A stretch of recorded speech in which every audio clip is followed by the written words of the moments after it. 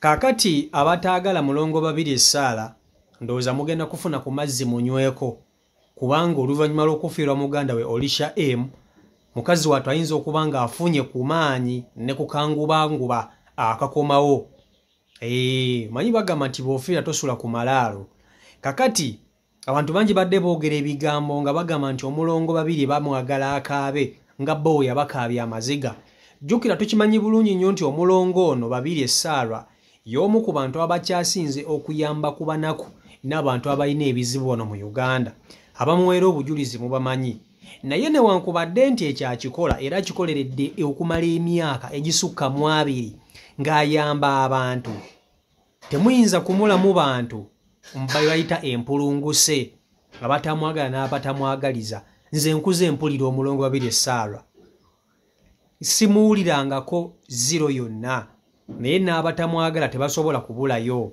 Kakati avuddeyo n'agamba nti abantu abatamwagala mugenda sigala nga temumwagala kubanga tagenda kukola bintu bigenda kubasanyusa.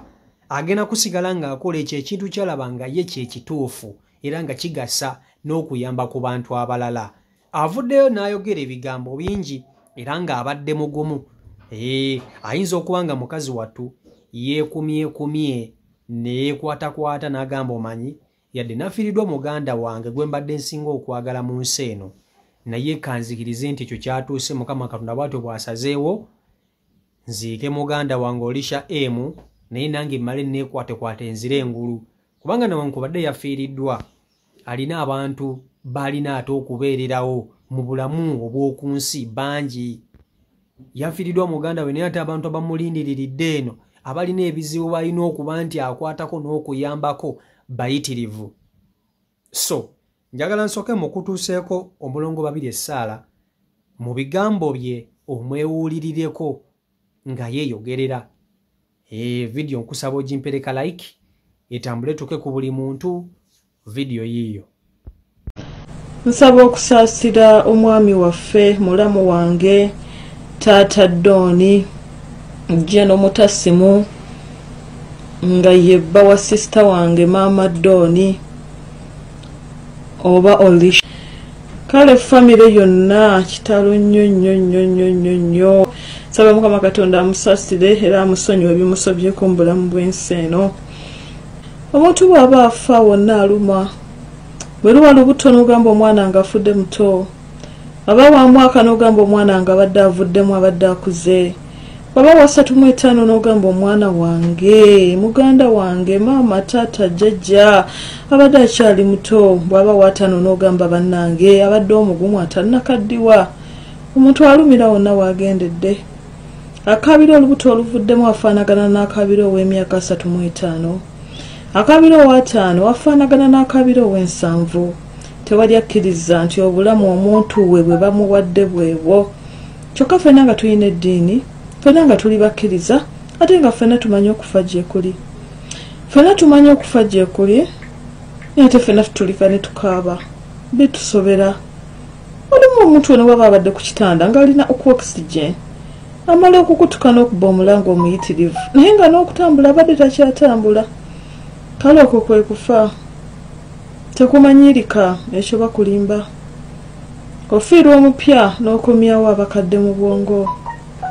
Tutambula tuwuunagana nga tujjukira abantu baffe. Ne bw'oba ogenda okuziika bw'otyo olina ebyalo by'oyitako nga naye wali oziiseeyo, amaziga gonna ne gongera ne gajja. Omukama yasinga okumanya. Abantu beeyisaako, abantu babi, abantu teboogera. Nze nja kubeerawo bandisigala nze mubi mu nsi yonna sifuddeeyo nenga nzibudde abalala amaaso. Abankyawa mwanguwe mwegatte ne banno muwere, naye mugambe bannammwe tikali akakazi tekalina kye kakyusa, buli kaseera kasigala koogera ekyo. Naku zino kagonvumu naye kati ate kazzeemu ku maanyi mpola mpola. Kakati nenze kambabulireko akantu katono nnyo. Omukazi ono omulongo babiri essaala y'omu ku bantu b'enkuze mpulira. Nze nagendako mu kyalo okuwummula ewa jjajja wange. Naye natuuka mu kyalo nga kumpi ekyalo kyonna kyonna abantu abalima nga bawuliriza omulongo babiri essaala. Bino bye njogera bya dda. njogera byadda 27 28 29 ng'abantu abaliyo buli woyita omuntu ateze omulongo babiri Sarah baluwa biki omulongo akoze ebintu bingi nnyo ebigase ku bantu akoze ebintu bingi nnyo ebiyambye abantu aweerera abaana b'abagenzi batamanyi na kumanya ajjanjabya abantu batamanyi na kumanya abalala baganye bafudde kubanga ye si Katonda abantu abamu mwerabira nti omulongo babiri Sarah naye muntu nga mmwe abamuyinako obuzibu simanyi waje muyinza okubanga mwabujja kubanga naye muntu nga mmwe omulongo babiri Sarah si Katonda naye afiirwa naye alwaza mu bulamu bw'omulongo babiri Sarah Olisha MC yasoose okumufaako lwakuba nti ye muntu gw'abadde alina gw'abadde asinga okwagala ndowooza ng'ovudde ku maama we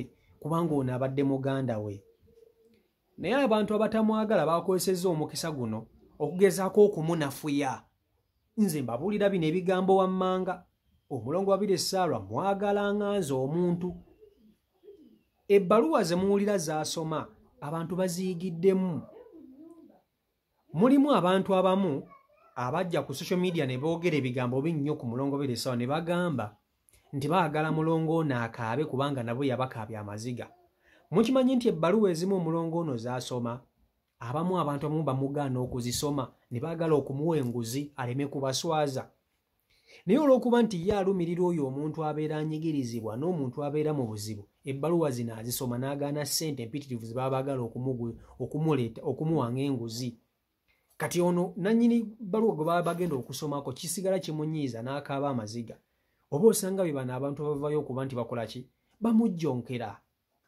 naye nze nkimanyi omulongo babiri Sarah mukazi mugumu era w'amaanyi bwe banga muganda wa Olisha M yafa naye nga yafa mulimu kawala kalenzi ddogo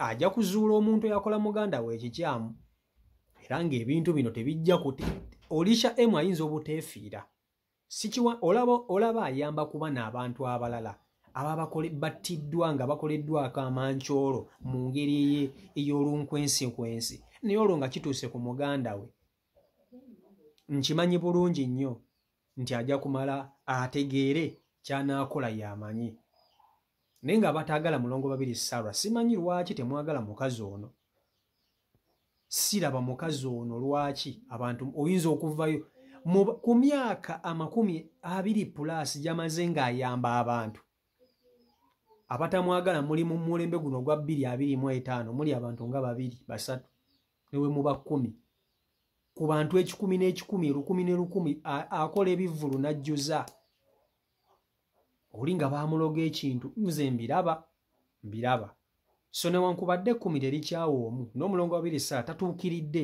naye muntu asobya sigamba nti buli kimu akikola perfectly olw'okuba ayambye abantu tasobya nedda naye asobya era alina be yasobya naye kansule nti mukazi wattu yonna gy'oli omulongo osobola okuguma obulamu ne butambula ondamu n'otambuza nawankubadde si kyangu naye osobola okugumirawo ndowooza mumwewuliriddeko mwenaba mulongo diehards video zonna zentadde ez'omulongo babiri Sarah abantu abasinga obungi babadde ku saidi ye ate nga bamwagala y'omu ku bantu abasinga okwagalwa ku waneeno mu Uganda obusinga mukimanyi mukazi w'amaanyi nze mbadde nkuze kutuuka no mbadde siwulyanko omuntu atayagala mulongo aga Katonda mu ggulu naye ng'era abadde afuna ebizibu ng'omuntu naye mbadde siwulyanko omuntu ng'agamba nti ayagaliza mulongo okufa naye abo tebabulamu abo mu nsi tebabulamu ezo bayite empulunguse